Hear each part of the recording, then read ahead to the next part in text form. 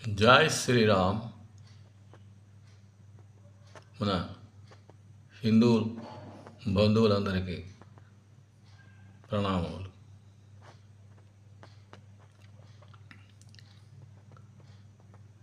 మన హిందూ బంధువులంతా భగవద్గీత బాగా పఠించిన విన్న మనకు జ్ఞానము సంస్కారము పెరుగును. అదేవిధంగా వరాహ పురాణంలో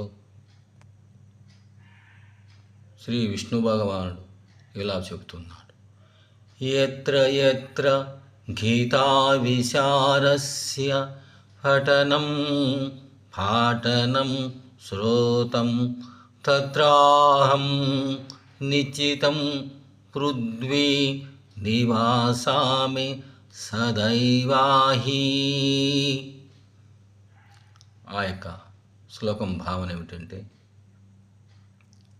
ఎక్కడైతే భగవద్గీతను చర్చించుకుంటారో, ఎక్కడైతే భగవద్గీతను బాగా వింటారో, ఎక్కడైతే భగవద్గీత ఉంచుకుంటారో అలాంటి చోట్ల అన్ని చోట్ల నేనుంటాను భూదేవి అని వరాహస్వామి చెప్పినాడు. కావున భగవద్గీత ప్రతి ఇంట్లో ఉంచుకొని ఆ కృష్ణ భగవాను స్మరించుకొని భగవద్గీత చదివిన ఇన్న కనీసం పూజ గదిలో పెట్టుకొని ఒక రోజు ఒక పుష్పం సమర్పించిన మన ఇల్లే గీతామందిరముగా తయారవుతుంది.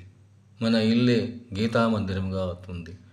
మా కృష్ణ భగవాను చెప్పి ఉన్నాడు, ఎక్కడైతే భగవద్గీత ఉంచుకుంటారో అదే గీతామందిరం అని చెప్పి ఉన్నారు. కావున ప్రతి ఒక్కరూ భగవద్గీత చదవండి, జ్ఞానాన్ని పెంచుకోండి, సంస్కారాన్ని పెంచుకోండి. జై శ్రీరామ్, జై భారత్.